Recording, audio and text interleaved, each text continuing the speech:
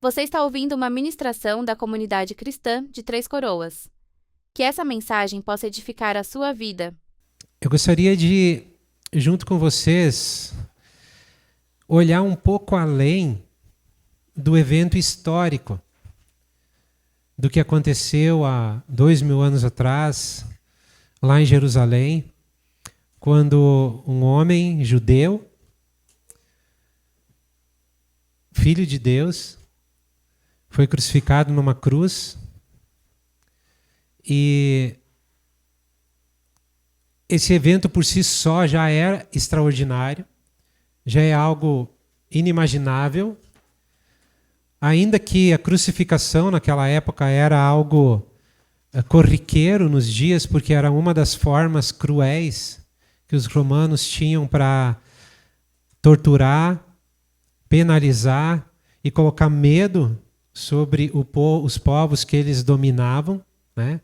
Então, a gente sabe que a crucificação era algo terrível e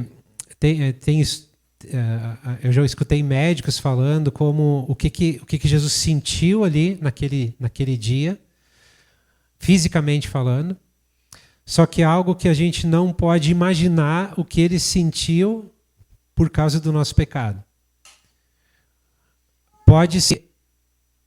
A ciência pode procurar formas de até explicar a dor que Jesus sentiu, mas jamais alguém vai conseguir compreender ou entender o que Jesus sentiu quando, em um momento da eternidade, ele se sentiu separado do Pai.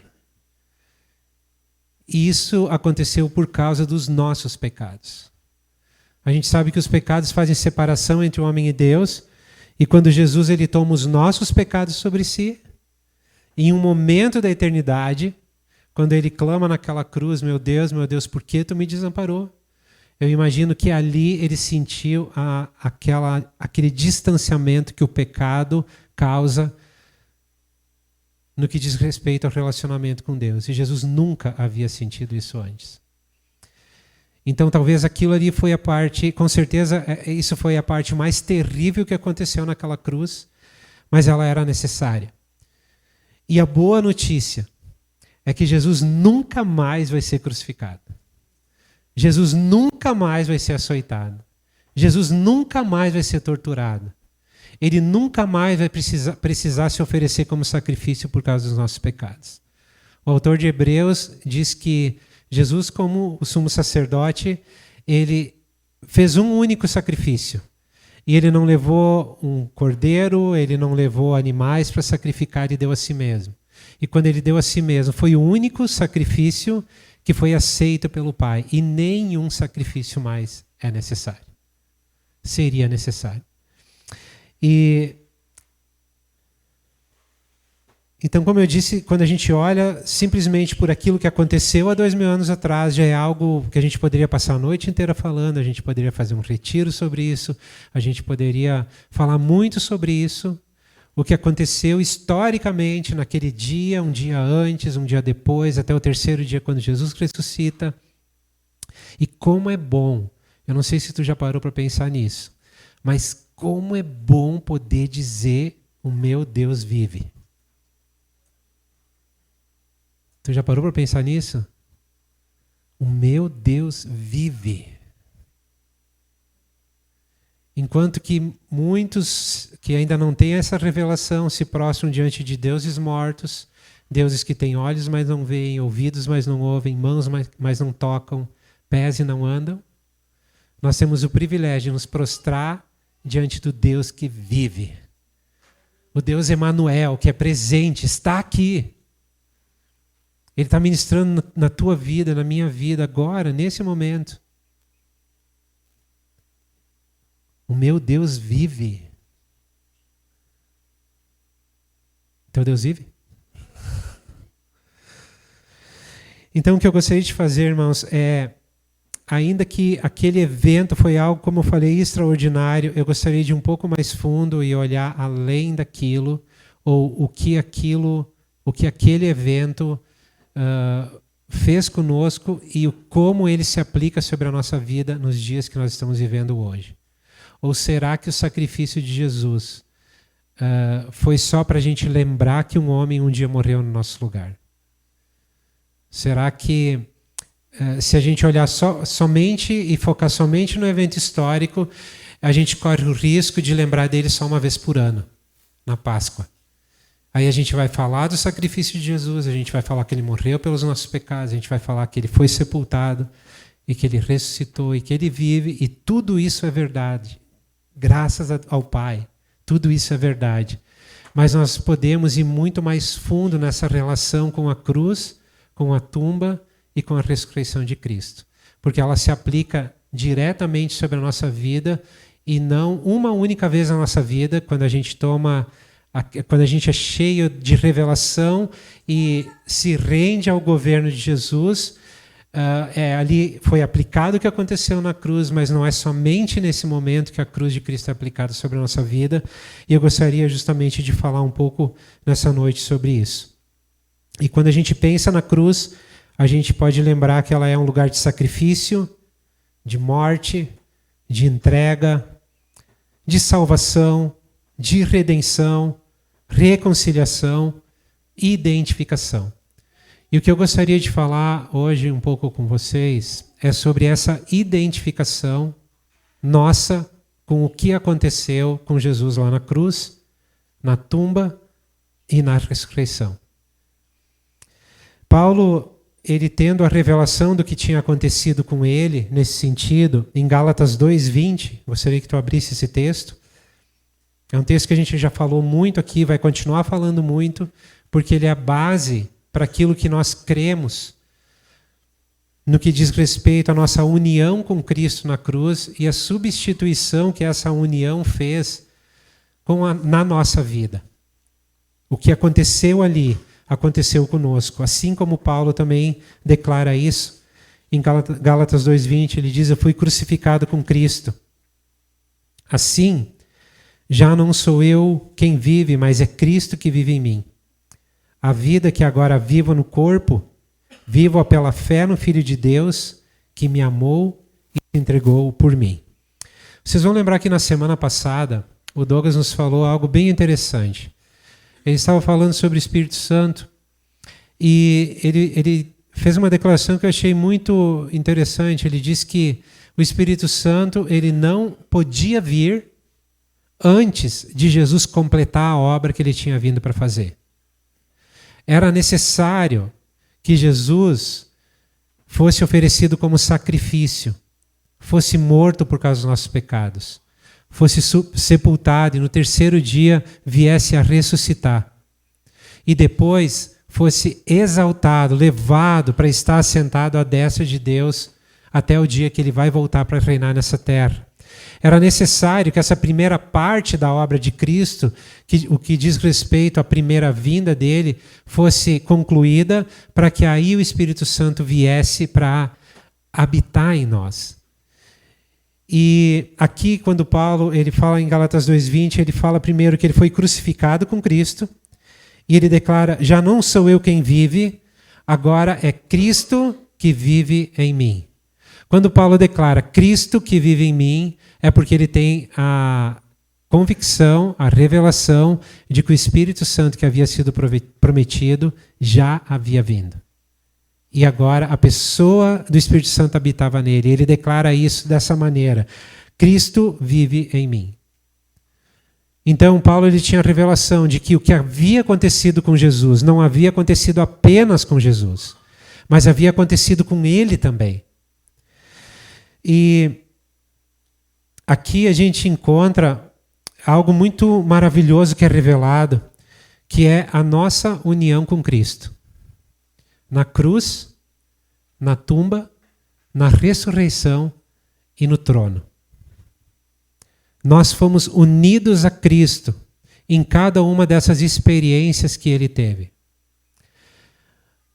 Nós não sentimos os açoites que ele recebeu. Nós não sentimos os cravos da cruz. Nós não sentimos a dor dos espinhos perfurando a cabeça dele. Nós não sentimos a vergonha de estar pendurado nu em uma cruz. Nós não sentimos o abandono, a rejeição que Jesus sentiu naquele momento que ele estava passando por tudo aquilo que ele estava passando. Mas, ainda que nós não tenhamos sentido isso, nós participamos disso. E isso nos traz uma revelação muito poderosa e muito profunda, que aí sim, aquilo que aconteceu há 2000 anos atrás, ou há mais de 2000 anos atrás, tem uma aplicação prática nas nossas vidas todos os dias. A cruz se faz real na nossa vida todos os dias. A tumba se faz real todos os dias. A ressurreição, da mesma forma. A glória do trono também. E é sobre isso que eu gostaria de aprofundar um pouquinho mais com vocês.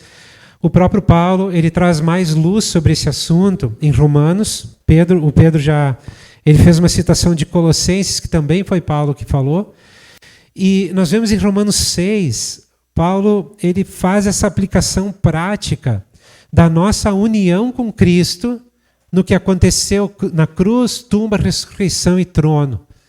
Ele faz uma aplicação prática e mostra como nós estamos unidos a Cristo nessa experiência que ele teve. Eu estou dando uma base assim da palavra teológica para depois a gente fazer uma aplicação bem prática nisso. E talvez, eu creio que vai fazer muito sentido para ti.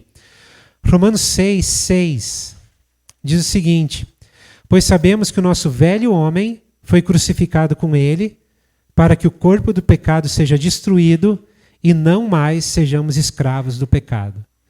Então a primeira coisa que Paulo diz, olha, nós fomos crucificados com Cristo. Não foi o nosso corpo natural, mas foi um corpo que ele chama de corpo do pecado, ou a nossa natureza pecaminosa, ela foi crucificada com Cristo na cruz, para que ela fosse morta. Para que nós não fôssemos mais escravos do pecado, consequentemente escravos de Satanás, consequentemente condenados eternamente a viver separados de Deus. Não, Paulo ele diz o seguinte: sabe aquilo que aconteceu com Cristo quando ele foi crucificado? Pois é, nós fomos crucificados com ele. Ele continua, ele fala também que não apenas crucificado, 2 versículos antes ele diz, no versículo 4, portanto fomos sepultados com ele na morte por meio do batismo. Então quer dizer, quando cremos em Cristo, quando rendemos a nossa vida a ele, uma das confissões que a gente faz, públicas, é o batismo nas águas, e Paulo está dizendo, olha, vocês lembram, quando vocês foram batizados, quando vocês confessaram a Cristo e foram batizados, o que aconteceu ali, na verdade, é que nós fomos sepultados com Cristo. Da mesma forma que Jesus foi crucificado, no final daquela sexta-feira, ele é tirado da cruz, ele é colocado dentro de uma tumba e a pedra é colocada na frente lacrada. Paulo está dizendo, olha, essa experiência que Jesus teve, nós somos incluídos nela. Nós somos colocados dentro da tumba com Cristo. Mas ele continua no próprio versículo 4 e ele diz o seguinte: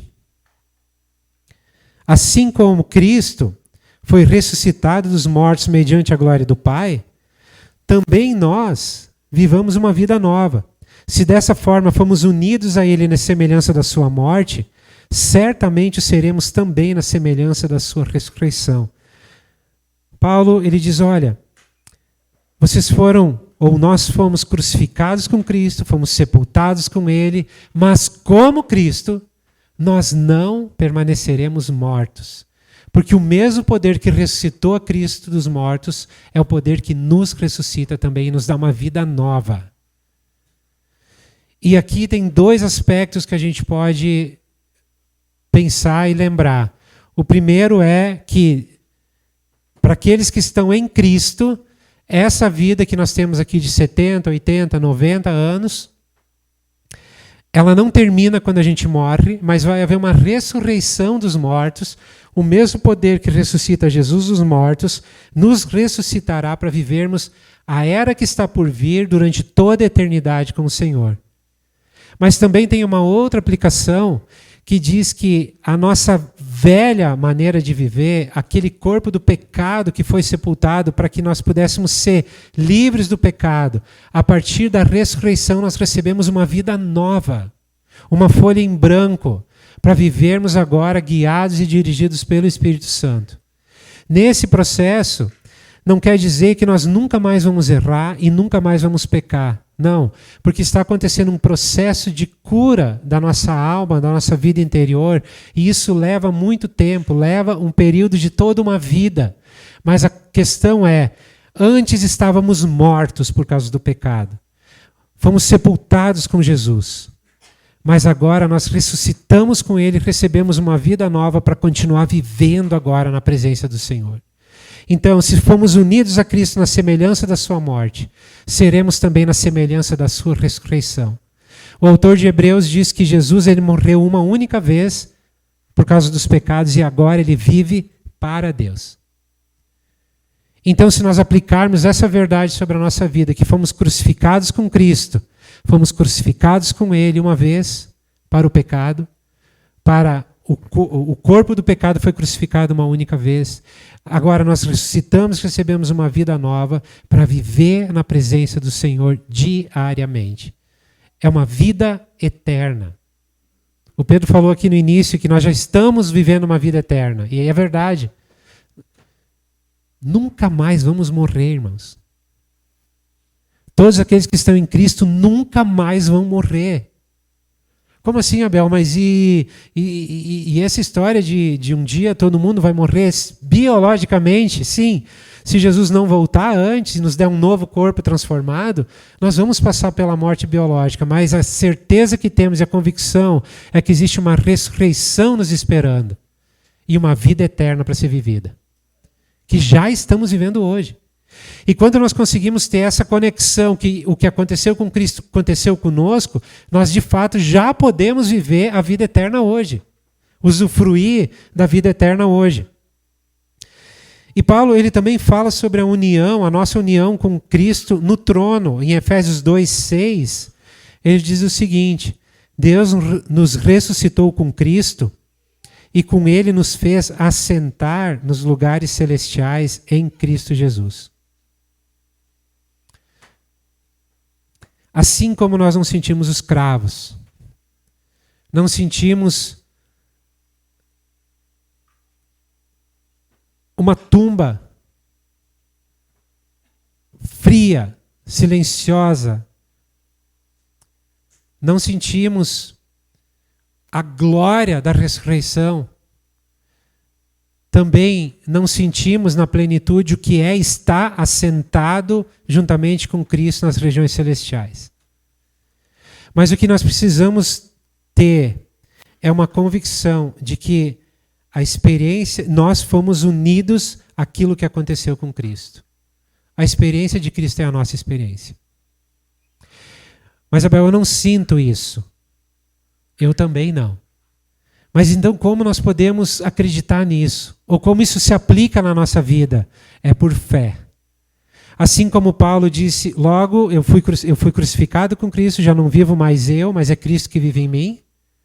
E esse viver que agora eu vivo no corpo, eu vivo pela fé no Filho de Deus que me amou e se entregou por mim.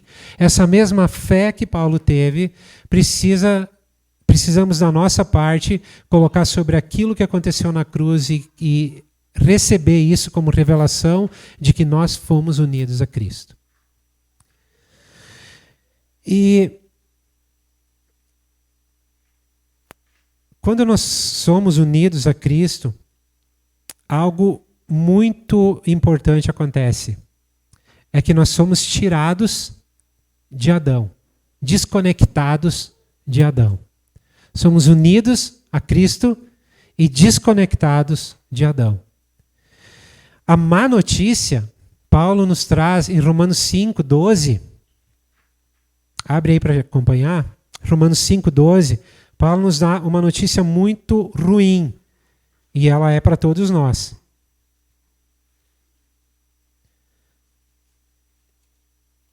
Romanos 5,12. Portanto, da mesma forma como o pecado entrou no mundo por um homem, e pelo pecado a morte, assim também a morte veio a todos os homens, porque todos pecaram. Então, por que é tão importante nós crermos na nossa identificação com Cristo? Porque é verdade também que estávamos identificados e conectados, ligados ao que aconteceu com Adão.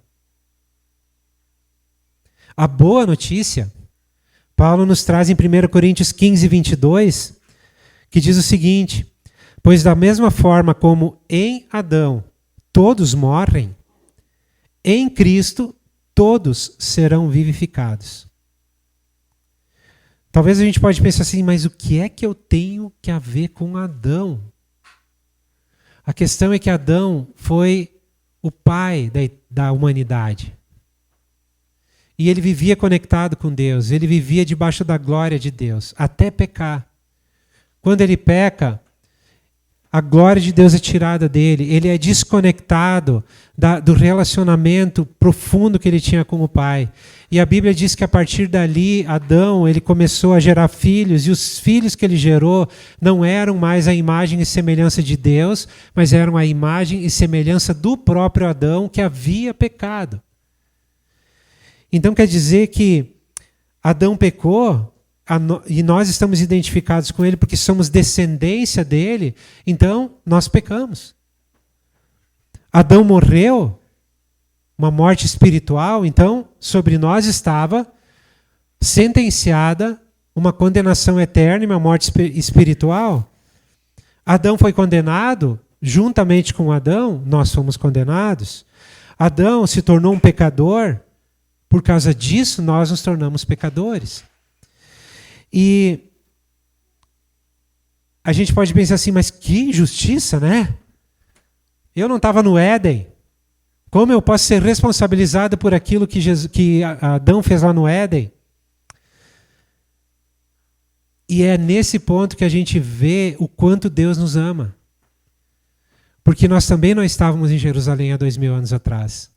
E nós recebemos o benefício da cruz, que cobriu não um pecado, mas a multidão de pecados que existia sobre a nossa vida. A gente poderia dizer que Deus foi injusto em impor sobre nós os pecados de Adão, mas e o que nós vamos falar da justiça do Pai quando Ele coloca todos os nossos pecados sobre o seu Filho numa cruz? Será que Ele continua sendo injusto? Ele só mostra o quanto Ele nos ama. Em Romanos 5,18, Paulo ele nos dá uma ótima notícia, ele nos mostra a solução que Deus trouxe para essa tragédia do pecado. E ele diz o seguinte: consequentemente, assim como uma só transgressão resultou na condenação de todos os homens, assim também só um ato de justiça resultou na justificação que traz vida a todos os homens. Logo, assim como por meio da desobediência de um homem, muitos foram feitos pecadores, assim também por meio da obediência de um único homem, muitos serão feitos justos. Em Romanos 8:1, Paulo fala algo tremendo. E ele diz o seguinte: portanto, agora já não há condenação para aqueles que estão em Cristo Jesus. A nossa identificação com Cristo, com aquilo que aconteceu na cruz, na tumba, na ressurreição e no trono, faz com que nós sejamos tirados de Adão e colocados em Cristo. Logo, não existe mais condenação sobre a nossa vida. Se tem algo que nós podemos comemorar, juntamente com a realidade de que o nosso Deus vive, nós podemos comemorar que não existe mais condenação sobre a nossa vida, consequentemente nós estamos conectados com o Deus que vive por causa da obra de Jesus na cruz. Isso ainda mexe contigo ou não? Isso ainda traz alegria ao teu coração?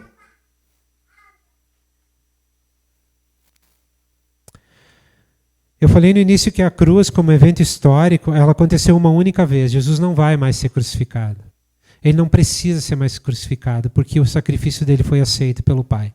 Mas Jesus, ele nos mostrou um caminho.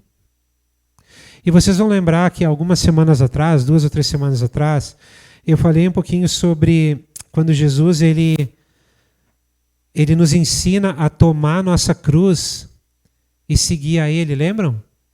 Ele disse, olha, vocês querem vir após mim? Todos aqueles que quiserem vir após mim, em outra versão diz, todos aqueles que quiserem ser meus discípulos, tomem a sua cruz e sigam-me. E se a gente aplicar isso sobre o que a gente está falando hoje, a gente vai ver Jesus dizendo o seguinte, olha, eu mostrei o caminho. Agora vocês devem andar pelo mesmo caminho que eu andei. Tá, Belto? Quer dizer que agora a gente vai botar uma cruz ali fora e todo domingo a gente crucifica um. Não, não é mais necessário fazer isso. Jesus fez por nós. Mas a aplicação do que aconteceu, sim. E não só todo domingo, mas todos os dias na vida de cada um de nós. De uma maneira muito pessoal, e Deus faz como só Ele sabe fazer. E às vezes, por a gente não entender essa identificação que temos com Cristo, nós acabamos não usufruindo da plenitude daquilo que Deus está fazendo e querendo fazer com cada um de nós. E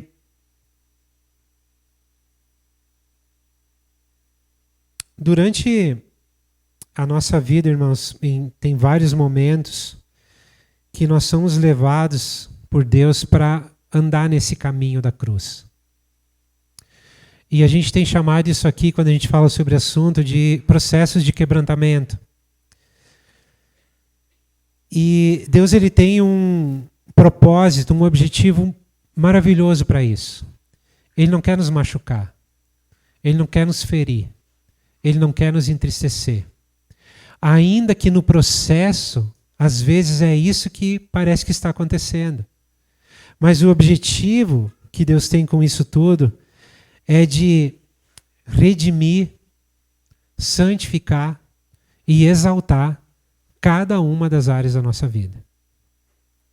Cada vez que Deus nos leva a andar no caminho da cruz, Ele está ali, o objetivo dele é redimir alguma área, é santificar algo em nós, para que isso seja exaltado, para que Ele receba toda a glória.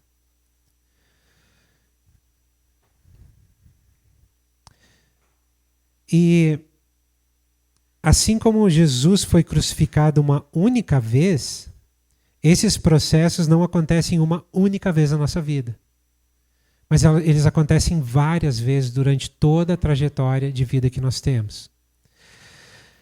E quando esses processos acontecem, qual é a chance, o que está acontecendo ali? É aqui que eu quero que tu preste bastante atenção, porque às vezes a gente não se apercebe disso.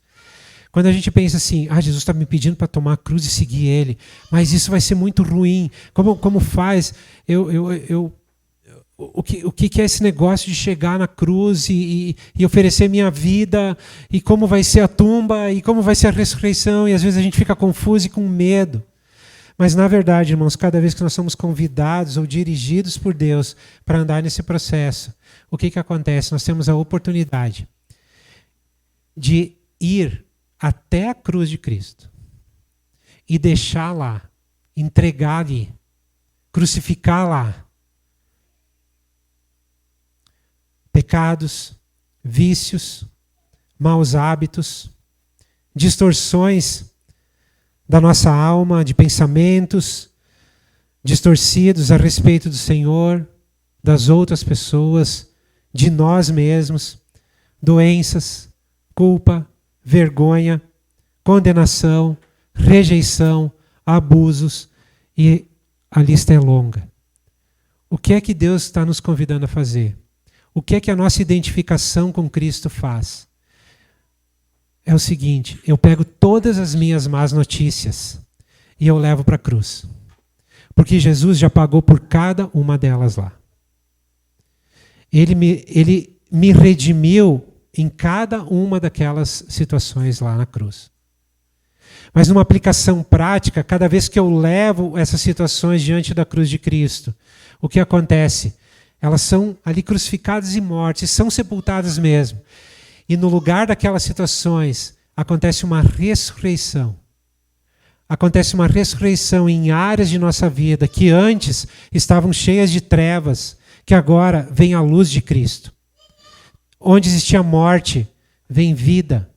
Onde existia condenação, vem perdão. Onde existia separação, agora vem a aceitação da parte do Pai. Nós somos convidados a buscar aquilo que Jesus fez na cruz e aplicar isso na nossa vida todos os dias. Cada processo da cruz, ou cada processo de quebrantamento, nos leva a ser mais parecidos com Jesus. Esse é o propósito. Nós entregamos algo feio da nossa vida e recebemos algo lindo da parte do Senhor.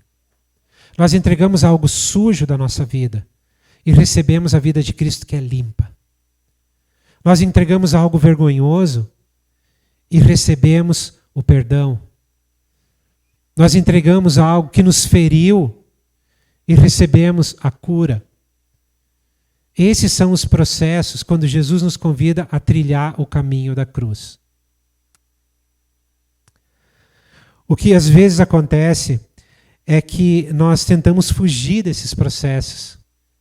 E aqui eu gostaria de lembrar a todos nós que Jesus não fugiu da cruz. Quando Jesus esteve lá no Getsêmani, ele orou para o Pai. E ele disse: Pai, se for possível, passa de mim esse cálice. E ele chega a dizer que a alma dele estava tão angustiada que parecia que ele ia morrer. Mas Jesus, ele declara o seguinte: Pai, mas que não seja feita a minha vontade, mas que seja feita a tua vontade. Porque Jesus sabia que a vontade do Pai era boa, agradável e perfeita. A cruz não é boa, agradável e perfeita, mas a vontade do Pai é. E para Jesus isso bastava. Então, o que eu gostaria de animar, trazer um ânimo sobre cada um de nós, irmãos, é que quando nós olhamos para a cruz e vemos tudo o que aconteceu lá, que a gente possa lembrar que a gente está identificado com Cristo em cada um daqueles aspectos. E que existe um lugar para depositar as nossas más notícias, mas existe também um lugar para receber boas notícias da parte dele. O mesmo poder que ressuscitou a Cristo dos mortos é o poder que vivifica áreas da nossa vida que estão mortas. O mesmo poder que ressuscitou Jesus dos mortos é o mesmo poder que vai ser usado para nos dar um corpo novo, glorificado. É o mesmo poder. E nós temos acesso a esse poder por aquilo que Jesus fez lá na cruz. Então, quando nós trilhamos o caminho da cruz, nós podemos dizer que nós morremos para nós mesmos para viver para Deus. Como o autor de Hebreus fala a respeito de Jesus, um único sacrifício foi dado, ele morreu por causa dos pecados, mas ressuscitou para viver para Deus. Cada vez que nós entramos num processo de quebrantamento, lembrem, Deus não está interessado em nos ferir, Ele está interessado em nos curar, em nos dar vida, vida eterna, vida abundante, em cada uma das áreas de nossa vida. E cada um de vocês sabe que não é bom passar por esses processos. A própria palavra fala de quebrantamento. O quebrantamento às vezes é simplesmente confundido com uma contrição, lágrimas, um choro, né? Mas na verdade o quebrantamento é quebrar. É uma quebra. E eu gosto de pensar na imagem de que nós somos vasos de barro e que dentro de nós existe algo muito precioso que é a vida de Cristo, e cada vez que nós somos quebrantados, é o vaso que é quebrado para que está retendo a vida de Cristo, para que a vida de Cristo flua livremente através de nós.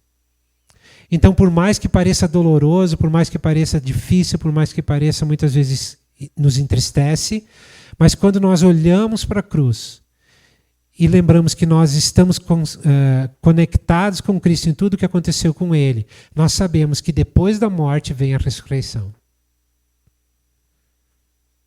Depois que morremos para uma área de nossa vida que está ainda com trevas ou separada de Deus, depois disso vem a ressurreição.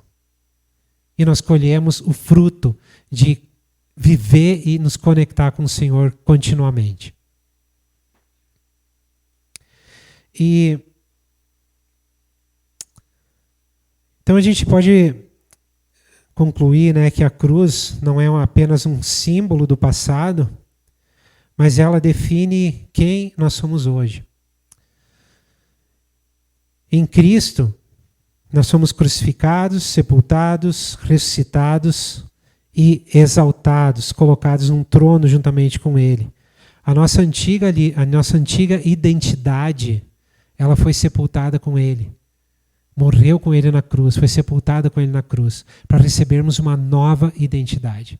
E essa nova identidade diz que nós somos filhos amados do Pai. Com essa nova identidade, não há mais nada que nos impede de chegar no trono da graça de Deus. Nada. Jesus abriu um caminho para nós chegarmos lá. E Ele abriu esse caminho através da cruz. E eu gostaria de terminar esse tempo, e aí nós vamos tomar a ceia juntos, com 2 versículos ainda. Abre aí Romanos 8:17. E esses 2 textos me trazem muita esperança. E eu gostaria de compartilhar isso contigo. Eu tenho falado bastante sobre sermos unidos com Cristo na cruz, morte, tumba, ressurreição e trono. Mas no trono às vezes fica meio... Tá, mas o que é estar sentado com Cristo nas regiões celestiais? E também aqui a gente tem 2 aspectos que a gente pode aplicar. O primeiro aspecto é que, uma vez que nós ressuscitamos com Cristo e fomos exaltados com Ele, hoje nós temos a autoridade para reinar nessa terra em expressões do reino dEle, trazendo expressões do reino dEle para trazer alívio sobre injustiças nessa terra. Nós já estamos credenciados para fazer isso. Ainda que de uma maneira muito limitada, não estamos plenos nisso, porque ainda não recebemos tudo que vai nos ser dado, mas aí vem um segundo aspecto, e é isso que eu quero te mostrar agora. Em Romanos 8:17 diz o seguinte: se somos filhos, então somos herdeiros, e herdeiros de Deus e co-herdeiros com Cristo. Se de fato participamos dos seus sofrimentos, ou a gente poderia colocar aqui, parafraseando, se de fato passamos pela cruz juntamente com Ele, passamos pela tumba juntamente com Ele, passamos pelos processos dolorosos da nossa vida juntamente com Ele, então nós também vamos participar da sua glória. E eu quero chamar a atenção para vocês aqui do que a palavra está dizendo, que nós somos co-herdeiros com Cristo. Vocês sabem qual é a herança de Jesus? Já pararam para pensar, tá?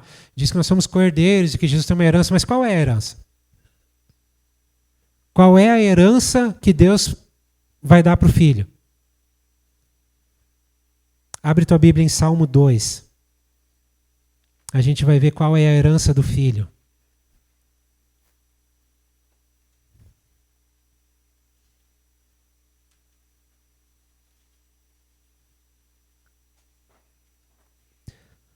Salmo 2, 8.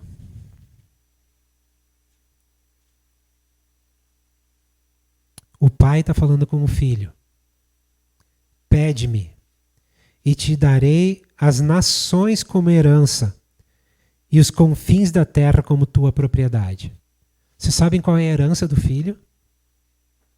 Deus está prometendo que Ele vai entregar todas as nações, todos os confins da terra, como propriedade de Jesus. E Jesus vai restaurar todas as coisas e levar tudo para o mesmo lugar onde estava lá no Éden, na perfeição que existia no Éden, no plano original de Deus lá no Éden. quando Paulo diz que nós somos co-herdeiros com Cristo, nós concluímos que se a herança de Jesus é receber as nações e os confins da terra, a nossa co-herança com Ele é participar disso tudo. É participar desse reino glorioso que vai ser instituído por Jesus, trazendo restauração para todas as coisas. Ele vai restaurar todas as coisas. A Miriam leu aqui a passagem de Mateus, onde fala do que aconteceu quando Jesus entrega seu Espírito. E é muito forte imaginar, eu estava ali com os olhos fechados tentando imaginar a cena, Jesus entrega o seu Espírito e diz que dá um terremoto muito forte, rochas se fendem, túmulos se rompem, mortos ressuscitam, se apresentam na cidade para muitas pessoas. Eu fico imaginando cada vez que alguém via, ficava, o que aconteceu? Pessoas viram isso acontecer. Ali diz que a terra esteve cheia de trevas durante horas. Escureceu. As pessoas viram isso. Vocês sabem o que mais todo olho verá? Lembram? É quando esse mesmo Jesus que entregou seu Espírito lá, na primeira parte da obra que ele veio fazer. Depois ele é ressuscitado, exaltado e está nos céus. A palavra em Hebreus diz que ele está sentado no trono até que todos os inimigos sejam colocados debaixo de seus pés. Lá no final, em Apocalipse, a gente vê Jesus recebendo a herança e tendo o direito de governar sobre todo povo, língua e nação. Sabe o que todo olho vai ver? Só que agora não vai ser uma coisa regional, não vai ser uma coisa que vai acontecer em Jerusalém, como foi naquele dia. Aquele dia, apenas quem estava ali, algumas poucas pessoas talvez viram aquilo tudo que aconteceu. Uma multidão estava reunida, sim, mas ainda eram poucas pessoas perto do que vai acontecer, porque a Bíblia diz que todo olho vai ver quando Jesus voltar nas nuvens, com toda a glória, para governar e colocar essa bagunça toda em ordem. E nós somos chamados como co-herdeiros disso tudo. Nós não apenas vamos ver. Se nós estivermos vivos quando isso acontecer, se nós estivermos mortos quando isso acontecer, o que vai acontecer? Nós vamos ressuscitar dos mortos. Vamos nos encontrar com Jesus nas nuvens. Pensa na cena. Se nós estivermos vivos, a Bíblia diz que depois que os mortos ressuscitaram, os nossos corpos serão transformados. E nós vamos receber um corpo como Jesus recebeu quando foi ressurreto dos mortos. Vamos nos encontrar com Ele nas nuvens e vamos vir para a terra governar juntamente com Ele e colocar todas as coisas em ordem. Isso não te anima? Não te traz esperança? Será que vale a pena passar pelo caminho da cruz para chegar nesse dia? Será que vale a pena passar por processos de Deus na nossa vida para nos tornar mais semelhantes a Jesus, para naquele dia nós não ficarmos ofendidos com Ele, escandalizados com Ele, porque aquele dia a Bíblia diz que para uns vai ser terrível e para outros vai ser glorioso. Vai ser um dia de terror e glória. Terror para aqueles que não estão identificados com a obra da cruz. E glória para aqueles que estão identificados com a obra da cruz. Para aqueles que receberam aquele que vive como Senhor da sua vida e vive debaixo desse governo hoje. Ainda tem muita coisa na nossa vida que precisa ser mudada, restaurada, transformada. Ainda tem tantas coisas na nossa alma que precisam ser curadas. Sim, cada um de nós tem. Mas a nossa esperança precisa estar naquele dia que os nossos olhos vão ver o filho voltando para receber a sua herança. De algum jeito a gente vai ver. Ou ressuscitando os mortos, ou tendo o corpo glorificado. Pai, deve ser muito louco ver, né? Tu vê aquilo acontecendo. Barbaridade. Maranata. Esses processos que nós estamos vivendo, estão nos levando para um lugar de maturidade, a ponto de nós, como uma única igreja, de fato declararmos Maranata, junto com o Espírito Santo, dizendo: ora vem, Senhor Jesus.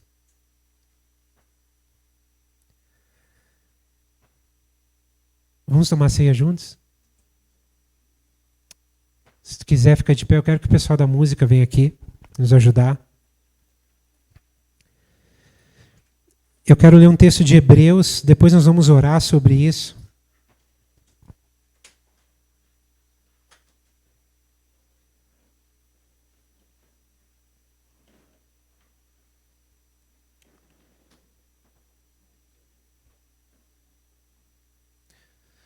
Os irmãos que vão servir a ceia podem se preparar também. Abre a tua Bíblia em Hebreus 10.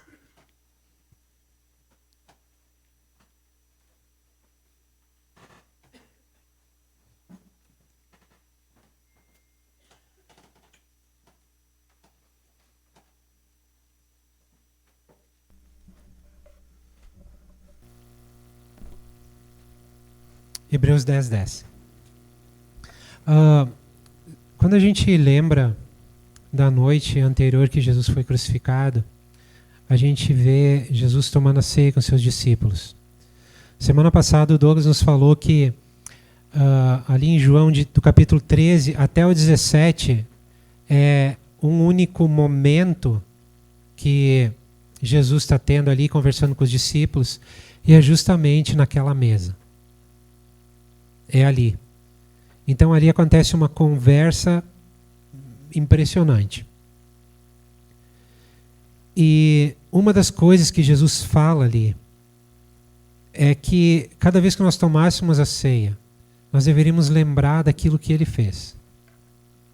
Hoje nós lembramos do que ele fez, e mais do que isso, a gente foi um pouco além e aplicou isso sobre a nossa vida, e eu oro para que o Espírito Santo traga isso como revelação para nós, porque não é apenas uma informação. Nós temos que ter informação para depois crer. Mas isso precisa se tornar algo real, verdadeiro na nossa vida.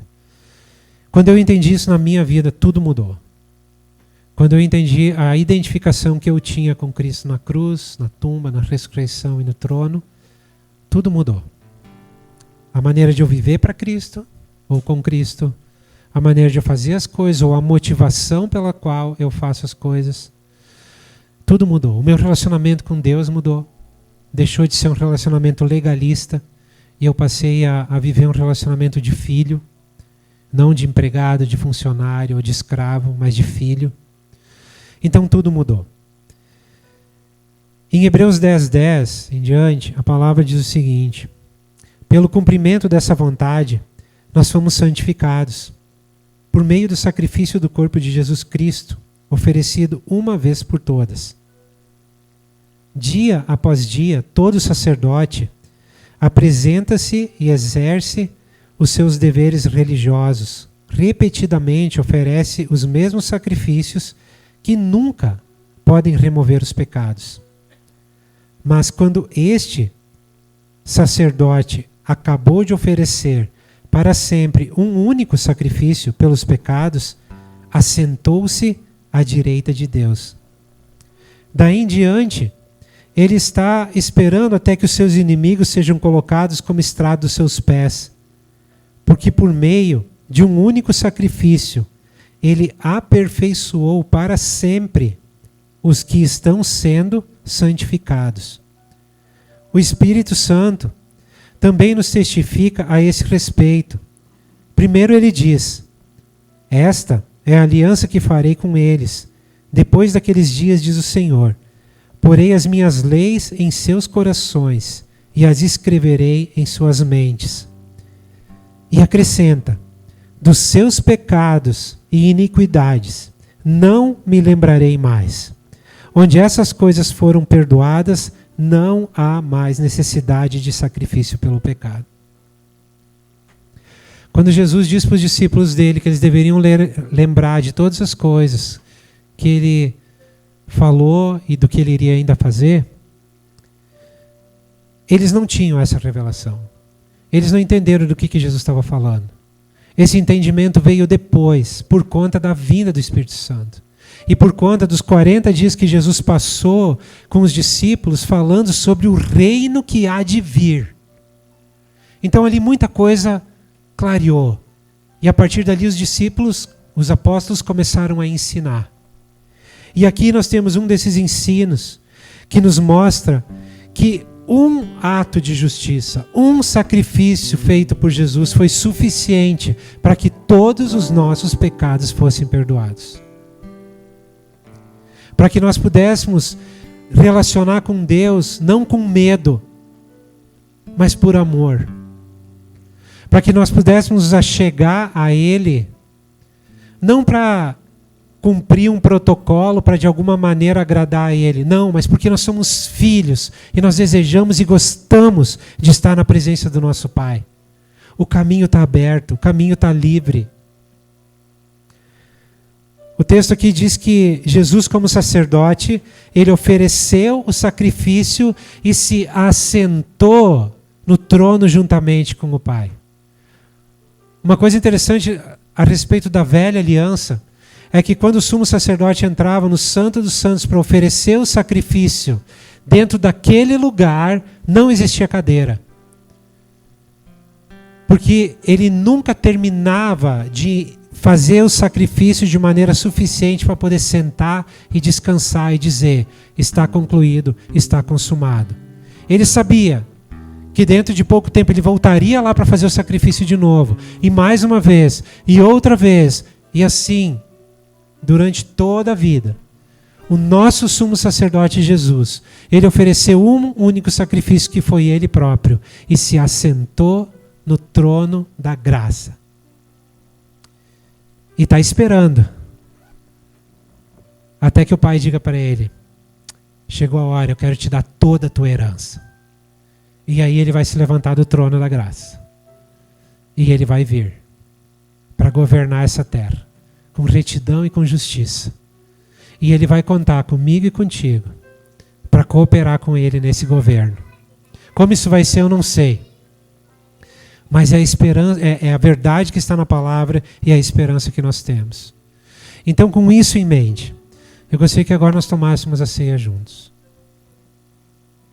Sabendo que estamos unidos a Cristo, na cruz, na ressurreição e no trono. Sabendo que nós temos um lugar para entregar as nossas más notícias. E a certeza de que nós temos ali o lugar para receber as boas novas do Pai para a nossa vida todos os dias.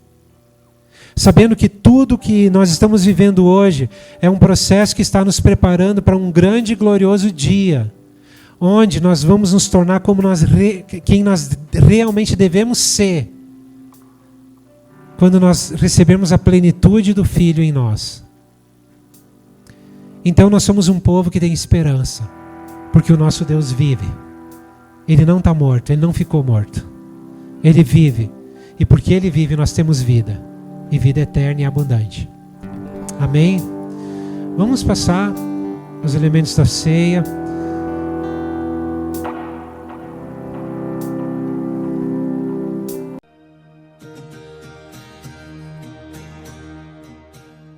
Você acaba de ouvir uma de nossas ministrações.